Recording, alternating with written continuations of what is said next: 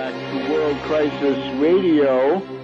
Webster, Tarpley here in Washington, D.C., calling your attention again to Tarpley.net and the interesting ways you really ought to get yourself a copy of Obama, the Postmodern Coup.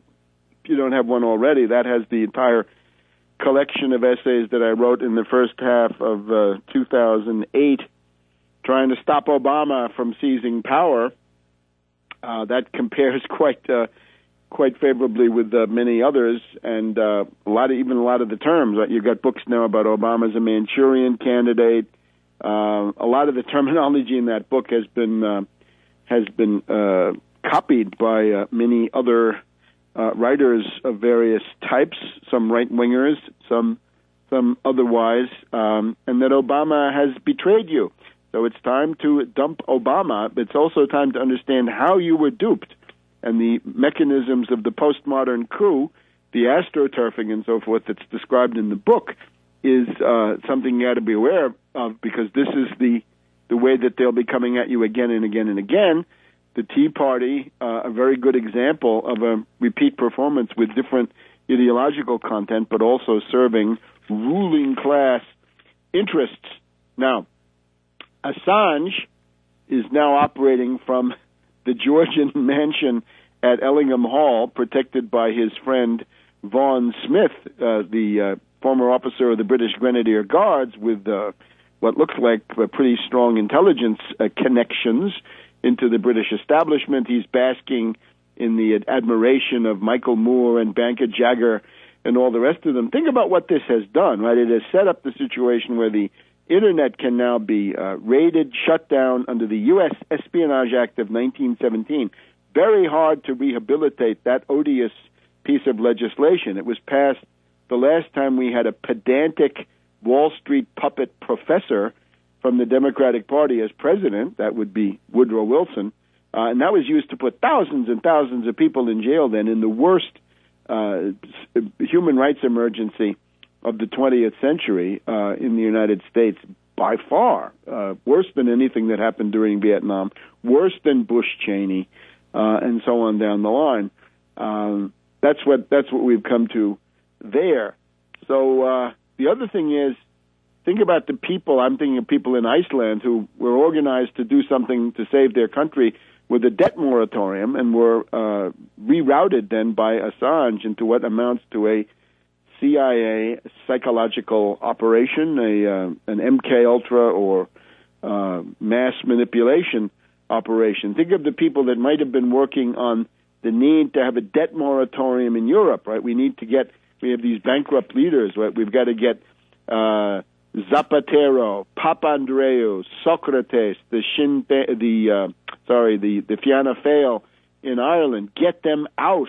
There has to be a debt freeze. There has to be an equivalent of the Hoover moratorium, shut down on all international financial payments in Europe for 5 years or for the duration of the crisis. And then you've got to force either the European Central Bank or the national central banks to cough up 0% credit in large amounts to build the infrastructure projects and the science drivers that you're going to need to actually have an economic recovery.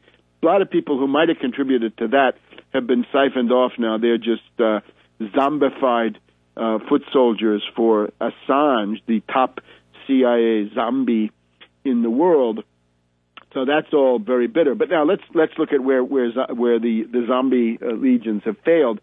Berlusconi has survived the vote of confidence this week, and if you had been watching the BBC, or if you have been watching that branch of the BBC known as Al Jazeera, or any other British-influenced or Anglo-American-influenced propaganda organ, you would see the foaming rage, the animus, the raving hostility of these people towards Berlusconi, right? It's as if they could have, when he got hit a year ago at the Duomo in Milan with that massive piece of metal, I think a version of the Milan Cathedral that hit him in the face, as if they could have been throwing it. If they'd been there, they would have been throwing them too. He would have been covered with a rain of these things. So the British propaganda campaign against Berlusconi is overwhelming, and they base this on the role of Fini being the head of the official neo-fascist party, because that's what it was, who had been in Berlusconi's coalition, who now left it. And we know that Fini and his company had their envoys and their presence in Washington, D.C. to negotiate and coordinate with the State Department and with the various spook agencies here the details of an attempt to bring down the Italian government. And it has not worked. And we saw last week Ann Applebaum of the Washington Post in despair that what's wrong with our bloody character assassination machine today? We're not getting Putin the way we want to, and we can't even bring down Berlusconi. So he is survived by just a few votes. Now, maybe this could mean that it's Fini who will go into the dustbin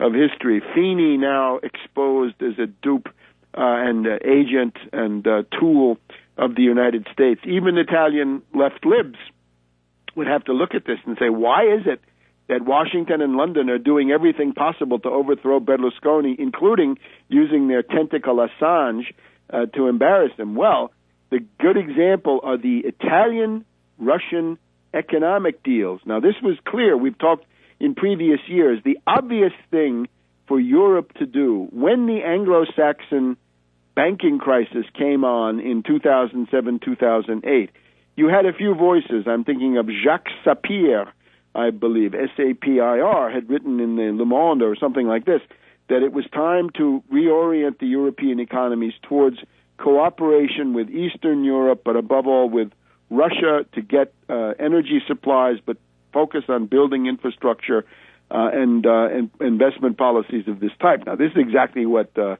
Anglo-Americans do not want. This is Rapallo. This is the treaty made in the spring of 1923 by Walter Rathenau, the German foreign minister, for comprehensive economic cooperation between the two pariah states in Europe at the time, Germany defeated and under the yoke of Versailles and the reparations, and of course the Bolsheviks in Russia excluded from all polite society. Well, why don't they go together and practice economic development and escape from the boom and bust cycle of the 1920s? And it would have worked. This was the occasion when the British unleashed the Weimar hyperinflation with currency warfare. But what we got now is Berlusconi. So he's made all these deals with Putin, and this is the South Stream pipeline. We're told that it's Berlusconi who was instrumental in convincing Erdogan of Turkey that it was important to allow the South Stream pipeline to go through Turkish territory. The idea being that you've got to have reliable countries, not NATO provocateur countries, meaning not Ukraine under the previous administration, not Poland in any case, not the Baltic states. You got to avoid countries where the anti-Russian sentiment is so strong that it makes them volatile, unreliable, unstable, and capable of these disruptions as a means of blackmail and getting what they want. You got to have reliable partners. So that would be Berlusconi and Turkey and Putin, and that's a viable combination. So the U.S. is trying to strike at this in any way possible, and it didn't work. It's estimated that the deals that Berlusconi has made have added 2 to 3 percentage points plus on the Italian gross domestic product. In other words, if Italy had zero growth before these deals and then has 3% at the result, then that is the direct result of getting the Italian oil company Eni, the Eni, and the various companies around that, SNAM, and a few other companies that are there, getting them involved in the North Stream and South Stream pipelines with Russia, have essentially saved the Italian economy from going into the abyss, and they will be the key for maintaining economic activity and indeed organizing recovery if the European financial crisis goes on, as it is almost guaranteed to do.